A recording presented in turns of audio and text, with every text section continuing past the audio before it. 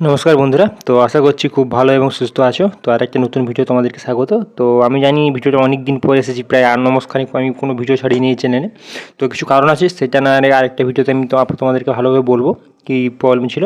তো আজকে যেটা নিয়ে এসেছি তোমাদের, এটা আমি দেখলাম খুব বড়ো একটা ভ্যাকেন্সি, ঠিক আছে। তো স্কুলে টোটাল 35,726টা শিক্ষক শিক্ষিকা নেওয়া শুরু হবে, ঠিক আছে। তাই জন্য তোমাদেরকে জানানোর জন্য ভিডিওটা মেনলি বানিয়েছি। তো অনেকে জানো আর অনেকে জানো না, তাই জন্য আমি এনেছি তোমাদের জন্য। চলুন একটু ভালো করে তোমাদেরকে দেখাচ্ছি। তো পশ্চিমবঙ্গ কেন্দ্রীয় স্কুল সার্ভিস কমিশনের মাধ্যমে মাধ্যমিক স্কুল ও উচ্চ মাধ্যমিক স্কুলের নবম শ্রেণী থেকে দ্বাদশ শ্রেণী পর্যন্ত স্কুলের বেলায়, ঠিক আছে। তো 23টি 21 212টি আর একাদশ শ্রেণী থেকে দ্বাদশ শ্রেণী পর্যন্ত স্কুলের বেলায় টোটাল 12,514টি শূন্যপদে দরখাস্ত নেওয়া হচ্ছে, ঠিক আছে। তো সেকেন্ড টেস্ট লেভেলের সিলেকশন হবে, ঠিক আছে। তো এরপর 13 নম্বর পৃষ্ঠায় পৌঁছে, তো 13 নম্বর পৃষ্ঠায় আমরা চলে যাবো এখান থেকে, ঠিক আছে। ঠিক আছে, তো এখানে আরও ডিটেলসে দেওয়া আছে। তো 3 এপ্রিল সুপ্রিম কোর্টের রায়ে নবম, দশম, একাদশ ও দ্বাদশ এর গ্রুপ সি ও গ্রুপ ডি পদের পরীক্ষা মিলিয়ে টোটাল 25,752 জনের চাকরি বাতিল হয়, ঠিক আছে। তো এটা তোমরা সবাই জানো। তো সুপ্রিম কোর্টের নির্দেশ ছিল যে নতুন নিয়োগ করতে হবে এবং সব প্রার্থীদের পরীক্ষা দিয়ে সফল হতে হবে। এছাড়া উল্লেখ ছিল যে 31শে মের মধ্যে নিয়োগের বিজ্ঞপ্তি বের করতে হবে এবং সুপ্রিম কোর্টের নির্দেশ মেনে স্কুল সার্ভিস কমিশন 30শে মে নবম, দশম ও একাদশ শ্রেণীর ছাত্রছাত্রীদের জন্য 35,000, ঠিক আছে, তো 726টি শূন্যপদের বিজ্ঞপ্তি বের করেছে। এছাড়াও আছে, তার সঙ্গে আছে গ্রুপ সি, গ্রুপ ডি ও টোটাল নিয়ে 58,477টা ভ্যাকেন্সির শূন্যপদ আছে। তো নবম, দ্বাদশের শ্রেণীর বেলায় শিক্ষক পদের জন্য কারা কারা যোগ্য হবে, ঠিক আছে, তা নিয়ে তোমাদেরকে বলতেছি।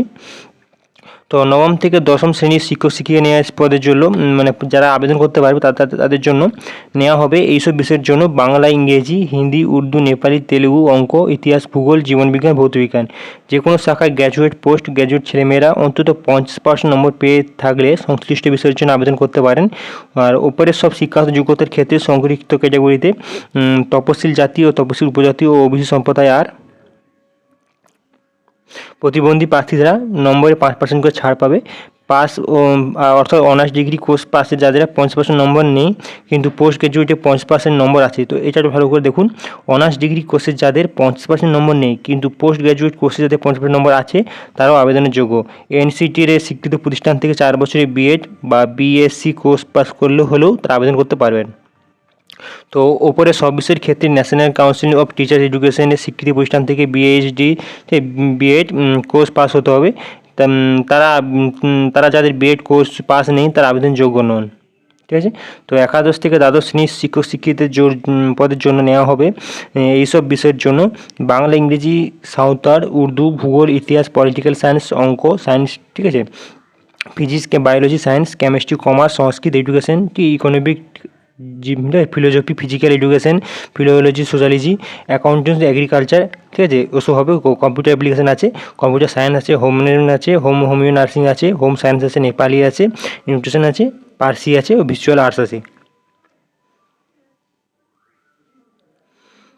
তো এসবগুলো আছে, ঠিক আছে। তো এরপরে আরও ডিটেলস দেওয়া আছে। তো এটাতে মোট 50% নম্বর পেয়ে থাকলে যে কোনো শাখায় মোট গ্র্যাজুয়েট, পোস্ট গ্র্যাজুয়েটরা ছেলেমেয়েরা বিষয়ের জন্য আবেদন করতে পারবে। তো ওপরের সব শিক্ষাগত যোগ্যতার ক্ষেত্রে সংশ্লিষ্ট ক্যাটাগরি প্রার্থীদের বেলায় তপশিল জাতি ও তপশিল উপজাতি ও ওবিসি সম্প্রদায়ের 5% ছাড় পাবে। তো এখানটি হচ্ছে ওপরে এই বিষয়ের ক্ষেত্রে national council for teacher education স্বীকৃত বিএড কোর্স পাসের আবেদন করতে হবে, ঠিক আছে। তো এরপর আমরা বয়স জানবো। তো মেন এটা হচ্ছে 2025 থেকে 21 থেকে 40 বছরের মধ্যে তোমাদের বয়স হতে হবে। 21 থেকে 40 বছর পর্যন্ত তোমার বয়স হতে হবে। তপশিলরা 5 বছর ছাড় পাবে, ওবিসি সম্প্রদায়ের প্রার্থীরা 3 বছর, প্রতিবন্ধীরা 8 বছর করে ছাড় পাবেন। সুপ্রিম কোর্টের নির্দেশ অনুযায়ী চাকরিহারা প্রার্থীরা, যোগ্য প্রার্থীরা যথাযথ বয়সে ছাড় পাবেন। তবে চাকরিহারা অযোগ্য প্রার্থীদের বয়সে ছাড় কোনো উল্লেখ নেই। ঠিক আছে, পড়াতে হবে মূলত বাংলা ভাষার বাংলা মাধ্যমিক স্কুলে। তো সেই মাধ্যমিক স্কুলে দরখাস্ত করবেন। প্রার্থীকে বিষয়ে মাধ্যমিক, উচ্চ মাধ্যমিক, ডিগ্রি কোর্স প্রথম ও তৃতীয় ভাষা হিসেবে থাকতে হবে।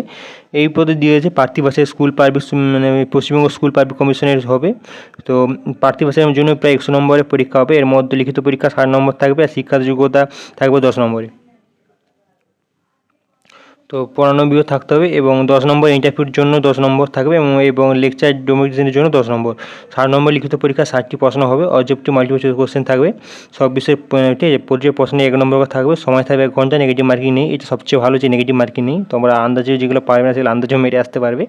তো লিখিত পরীক্ষায় নির্দিষ্ট কোয়ালিফিকেশন নম্বর পেলে কোয়ালিফাই করতে পারবেন। লিখিত পরীক্ষা হবে সেপ্টেম্বরের প্রথম সপ্তাহে। তো এক্সামও কবে হবে দিয়ে দিয়েছে, সেপ্টেম্বর প্রথম সপ্তাহে এক্সাম হবে। মানে আর অ্যাডমিট কার্ড করে 10 নম্বর দেওয়া হবে।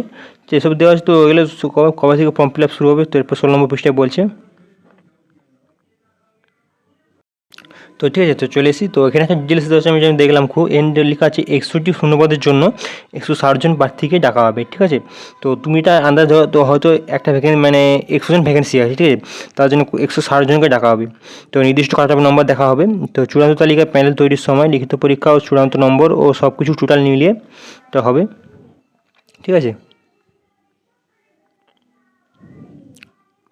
তো এবারে কবে ওইটা হবে, তো চূড়ান্ত ফল 24 নম্বরে টোটালি রেজাল্ট বেরিয়ে যাবে। আর ফর্ম ফিল আপ অনলাইন করতে পারবেন 16 তারিখ থেকে শুরু হবে, 16 জুন থেকে 14 জুলাই পর্যন্ত 5টা অবধি শুরু হবে। ঠিক আছে, তো ওয়েবসাইট আপনার তোমরা যদি জানতে চাও তো ওয়েস্ট বেঙ্গলের ওয়েস্ট বেঙ্গল, ঠিক আছে, তো ssc.com সার্চ করে তোমরা পেয়ে যাবে। তো আমি ডিটেলসের জন্য ভিডিও বানাবো। ঠিক আছে, তো তোমরা এত থাকো।